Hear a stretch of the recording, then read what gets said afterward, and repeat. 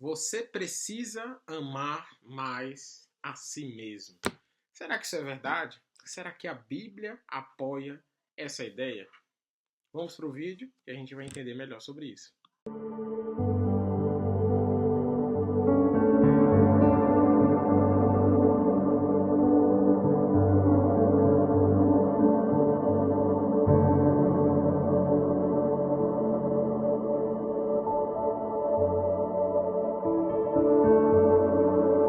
Graça e paz, meus irmãos. Esse é mais um vídeo do nosso canal Emoções à Luz da Fé. Eu me chamo Marcos Cardoso, sou terapeuta, conselheiro cristão e este é um canal onde nós falamos sobre a rainha das ciências, que é as Escrituras, e como ela pode nos ajudar a transformar as nossas emoções e o nosso comportamento, não sendo somente suficiente, mas superior a todas as outras ciências. Vamos lá, o tema hoje é sobre amor próprio. Você precisa amar a si mesmo. Você já ouviu alguém falando isso? Isso é uma ideia que tem crescido muito na internet e infelizmente no meio cristão. Mas a Bíblia apoia essa ideia de amar a si mesmo? É bíblico você amar a si mesmo? Isso é o que nós vamos ver hoje. Nós vamos fazer uma análise nas Escrituras. E se você tiver a Bíblia aí, eu vou citar os textos que não vou poder editar esse vídeo. Esse vídeo vai do jeito que eu vou gravar aqui, por conta das demandas que eu estou tendo aqui. Então tive um tempo para gravar os vídeos aqui. Mas vamos lá. Nós vamos tocar hoje em um tema que é dominado hoje nas redes sociais, né? Tanto no meio de conversas cotidianas, livros de autoajuda, que é o amor próprio. Nós somos bombardeados com várias ideias. Nós precisamos amar primeiro a nós, depois aos outros, que devemos priorizar nós mesmos acima de tudo. Mas será que essa ideia realmente é tão universal, tão inquestionável quanto parece? Será que ela é mais importante do que o que as escrituras dizem? Porque você concorda comigo? A Bíblia é a nossa bússola de fé e moral, não é isso? Amém? Mas a Bíblia realmente apoia o amor próprio como nós entendemos hoje?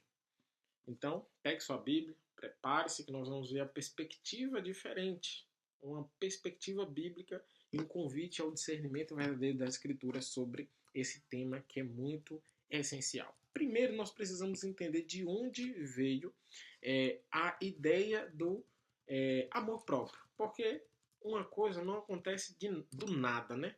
Não acontece do nada assim, pã, o pessoal começou a falar sobre o amor próprio, mas ele veio de algum canto. Primeiro, para a gente entender melhor o amor próprio, nós precisamos voltar, né, olharmos ali para o século XX, né, especialmente para o campo ali da psicologia e da psicanálise, que nós falamos um pouco nos 3 últimos vídeos, né, nós falamos sobre a psicanálise. E conceito, né, o conceito de estima ou autoestima, né, e amor próprio, eles ganharam grande repercussão ali dentro dessas abordagens, né, psicanálise, psicologia e nomes grandes, né, no meio da psicologia humanista, como o de Carl Rogers, você pode pesquisar sobre isso. Ele enfatiza um pouco sobre a questão da autorrealização, a valorização do eu, e até mesmo ali a psicanálise ela começa a explorar acerca do narcisismo, também voltado a uma história da mitologia grega, né? Você já ouviu falar sobre Narciso, aquele homem que olhou no espelho, era tão bonito que ele não poderia olhar no espelho, ele viu o seu reflexo ali na água e morreu, né? Basicamente, você entender, né? Então, Freud, né, a psicanálise começou a explorar a questão do narcisismo, a formação do ego e contribuíram para popularizar a ideia, né, de que um bom relacionamento consigo mesmo é a base para melhorar a sua saúde mental. Agora imagine aí, né? O amor próprio ele foi criado como um conceito ali, um conceito psicológico moderno. Ele surgiu como uma forma de você conseguir lidar com a insegurança, com a baixa autoestima, com traumas individuais e promovendo a aceitação de si mesmo. Era você se aceitar, valorizar suas próprias qualidades, o estabelecimento dos limites saudáveis, até aqui, né? E uma construção total ali do ser humano, né? Desenvolvendo essa ideia de amor próprio como um fim ali terapêutico de bem-estar psicológico acerca de toda essa questão. Por isso foi criada a ideia de amor próprio. Então vem ali do século XX, né, no campo da psicologia humanista, da psicanálise, né, com nomes como Carl Rogers ali, que foi preeminente nesse conceito. Mas essa ideia, ela acaba fugindo das escrituras, né? E você vai achar chato, poxa, todos os vídeos em que Marcos ele está atacando algo, ele fala que é errado, então eu não posso me calar, eu não posso ver o erro diante de mim, sendo cristão, e me calar e não falar. Eu adiei criar esse canal já tem muito tempo, já tem mais de um ano que era para ter criado ele. Esse ano que eu falei, olha, Senhor, eu tenho que ir, eu tenho que ir. O Senhor me abençoou. Minha desculpa é que eu não tinha nada. O Senhor me abençoou. Uma pessoa de outro estado me deu o material de iluminação, me deu a mesa de escrivania. O Senhor me abençoou com um bom computador. O Senhor me abençoou com um bom celular. O Senhor me deu uma boa inteligência para eu editar, mesmo que minha edição não seja lá essas coisas, mas eu consigo fazer isso aqui. Então, o que eu tenho para fazer é falar a verdade para vocês, né? Então aí, a partir disso, vocês tomam a decisão de cada um de vocês. Mas nós precisamos entender que essa ideia está fora das escrituras. Não está na luz das escrituras. Porque ela supervaloriza a autorrealização. E no livro de Romanos, eu não me lembro bem o versículo, mas ele diz que nós temos que ter uma visão moderada de si mesmo. Mas a Bíblia ela traz uma questão sobre amor. Ela divide o amor em duas dimensões. A Bíblia só fala do amor em duas dimensões, assim como o perdão é duas dimensões, e é o tema do nosso próximo vídeo, seguindo esse gancho aqui. Então, o amor nas escrituras ele tem duas direções e dimensões. Ou melhor dizer, direção é a melhor forma para a gente entender. Qual é esta? Grave. Direção vertical e horizontal.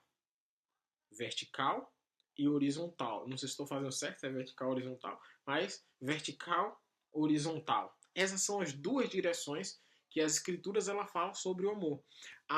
O amor vertical, ele é Deus acima de tudo, é um mandamento, que esse é o maior e primeiro mandamento.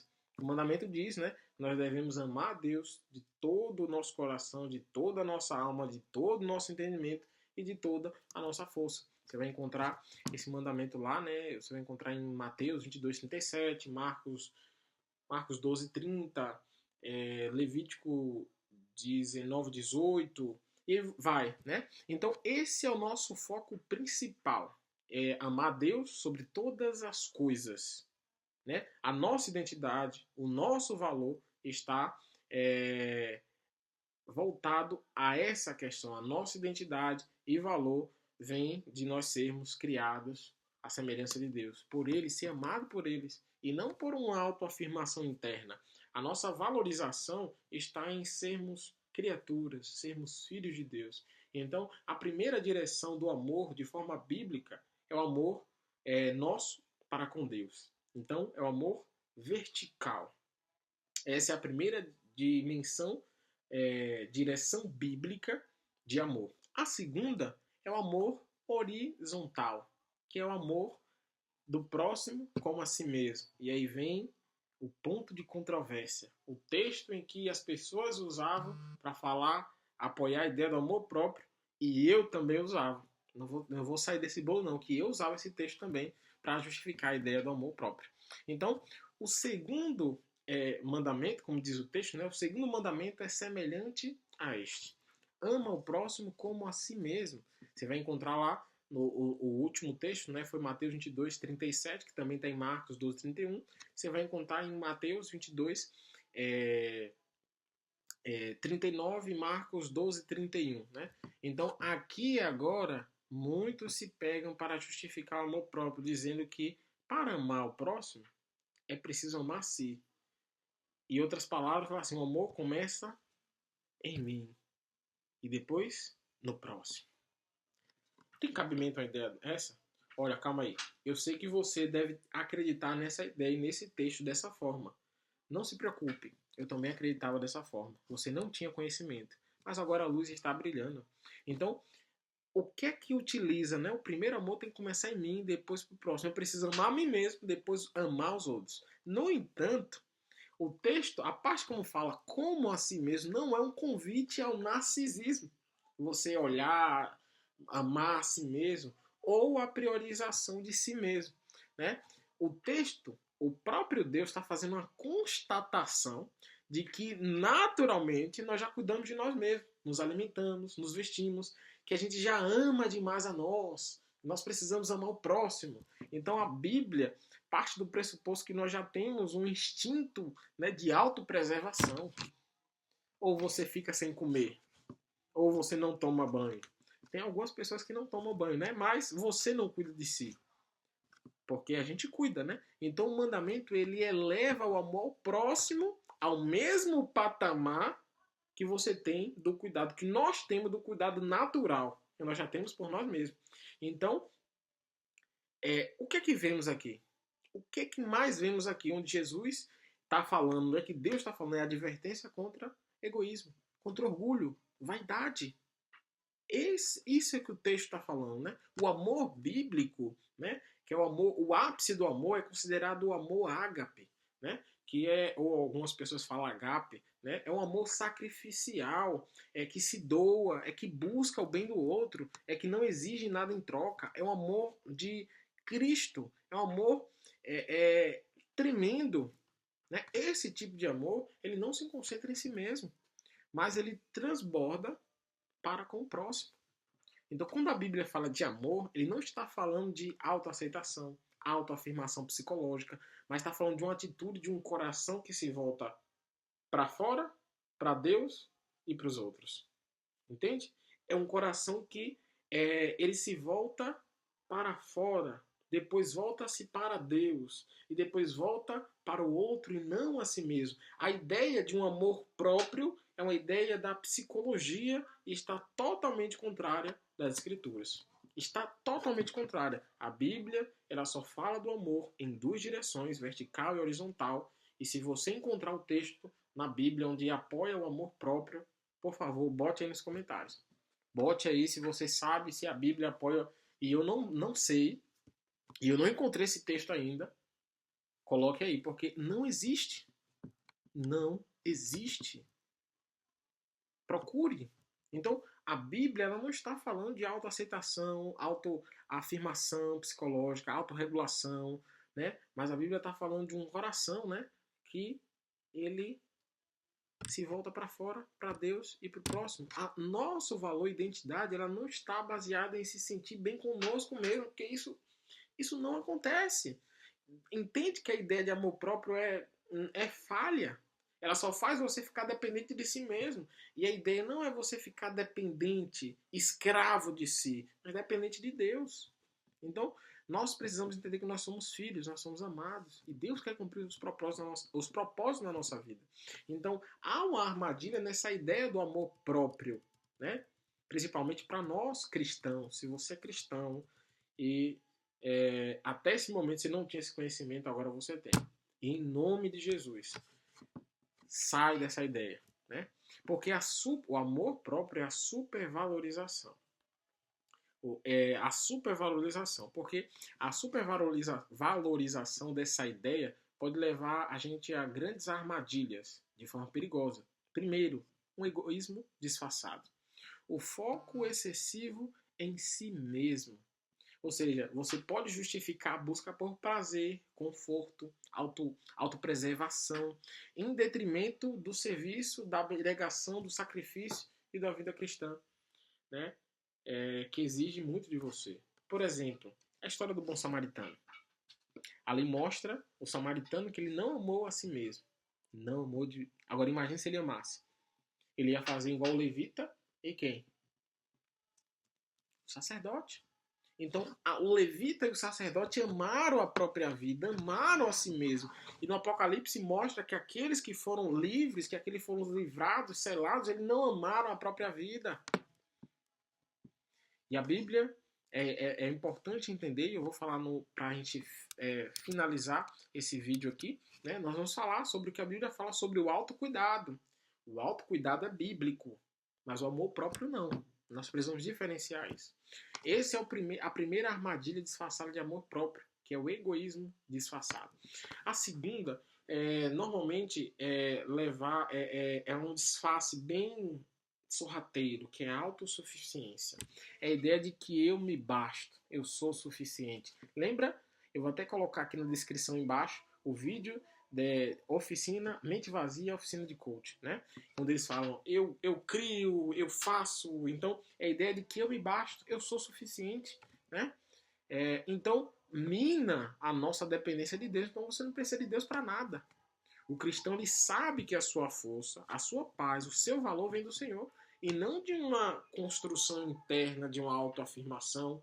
É você chegar todos os dias e coisas que eu falava, eu era coach, na verdade eu sou formado em coach, eu ensinava as pessoas a falar assim, não acorde de manhã e fala, eu sou rico, abençoado e próspero, eram coisas que eu ensinava, eu não tinha conhecimento. Então, autoafirmações assim é amor próprio, autossuficiência disfarçada de amor próprio. Então, essa é a segunda armadilha do amor próprio para nós como cristãos. A terceira armadilha é fuga da cruz. É você fugir da cruz, porque o Evangelho nos chama a fazer o quê? Negar a si mesmo. Jesus disse, se você quer vir, se você quer me seguir, né, tome a sua cruz, negue a si mesmo e siga-me. Então, o Evangelho nos chama a negar a si mesmo, tomar a nossa cruz e seguir a Cristo. O amor próprio já é diferente. O amor próprio, né, que é moderno, nós podemos ir na contramão disso, daquilo que as Escrituras diz. Incentiva a gente a buscar por uma vida sem sofrimento, o desconforto, em nome do bem-estar pessoal. E hoje tem meios cristãos que falam assim, tem até música, olha, pare de sofrer, você não pode sofrer. Gente, o nosso Senhor e Salvador sofreu. Ele aprendeu, como diz o livro de Hebreus, ele aprendeu a obediência naquilo que ele sofreu. E quer dizer que eu e você, nós somos melhor do que Jesus, nós não podemos sofrer. Então a ideia do amor próprio, ela foge, traz uma fuga da cruz, uma fuga do evangelho, porque o evangelho manda a gente negar a si, mas a psicologia, o mundo, ele diz pra gente amar a si mesmo, contrariando o evangelho, e nós como cristãos estamos pregando isso, estamos falando isso. Irmão, você precisa amar a si mesmo. Pastores estão pregando isso, e nota aqui que eu acredito que muitos possam não ter o conhecimento, mas as escrituras estão aí. A quarta justificativa, a quarta armadilha, né, é a justificativa para você pecar.